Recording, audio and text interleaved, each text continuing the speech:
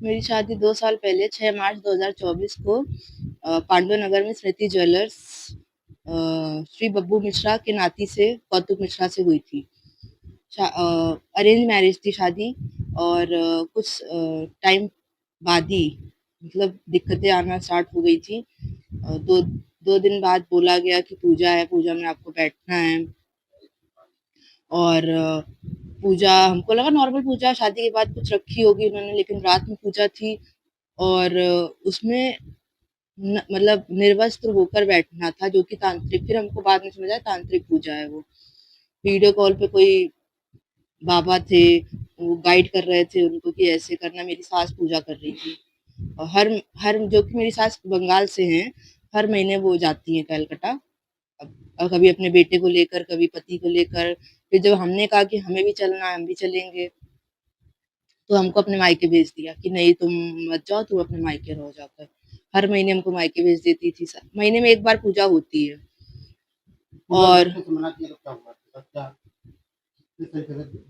मारपीट हुई और ससुर ने फिजिकली असॉल्ट भी किया हमको और हमने पति से हेल्प मांगी, लेकिन मेरे पति ने मेरी हेल्प नहीं करी।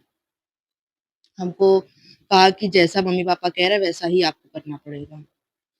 तो हमने 2-3-4 महीने अपने पेरेंट्स को नहीं बताई थी ये सब चीज़ें, लेकिन जब चीज़ें हमसे हैंडल नहीं हो रही थी तब हमने आखिर में जाके अपने पेरेंट्स को बताई। उन्होंने भी कहा कि ये सब चीज़ें नहीं होनी चाहिए, बहुत कोशिश करी, लेकिन उसमें कुछ भी उन लोगों पर असर नहीं हुआ और 15 महीने से मेरे मायके में हैं।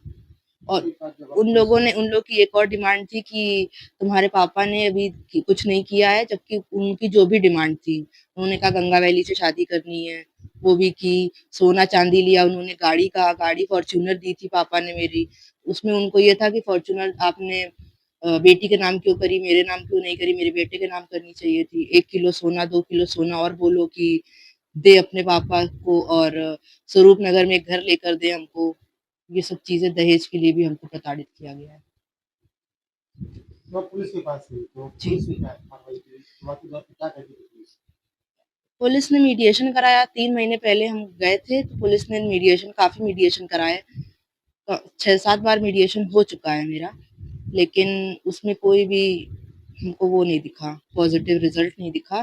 फिर हमने काफ़ी प्रयास करने के बाद 2 महीने के बाद हमको अब कल एफआईआर हुई है जाके। इतना लंबा समय क्यों लग गया? आपको क्यों लगता है कि इतना लंबा समय लगा? क्योंकि बहुत सारे परिवार बताते हैं कि आपके संबंध में। काफ़ी अच्छे-अच्छे लोगों से संबंध है। इधर इसी बीच उन्होंने धमकी भी दी कि तुम कितना भी प्रयास कर लो, एफआईआर तो नहीं हो पाएगी, क्योंकि मेरे रिश्तेदार अवनीश अवस्थी जैसे लोग हैं और अटल बिहारी वाजपेयी के परिवार से हैं हम लोग, हम उनके रिश्तेदार हैं, तो आप लोग कितना भी कुछ प्रयास कर लें, कुछ नहीं करा पाएँगे, आप हमारा कुछ नहीं बिगाड़ सकते हैं।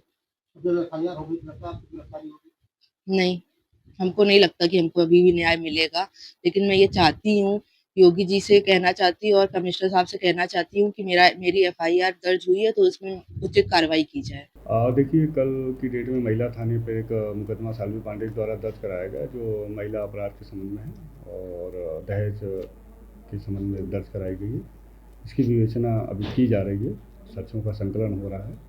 पीड़िता द्वारा तंत्र मंत्र की क्रियाएं होती थी और उसके कारण उसका वैवाहिक जीवन खराब हो गया है, इसके बारे में क्या? देखिए, अभी इसमें जांच प्रचलित हुई है, क्योंकि कल ही मुकदमा दर्ज हुआ है। इसमें आगे की कार्रवाई नियमानुसार की जाएगी। आपके राज्य की खबरें, आपके शहर की खबरें सबसे पहले जानने के लिए देखते रहें अमर उजाला। चैनल को सब्सक्राइब जरूर कर लें और पाएं हर अपडेट।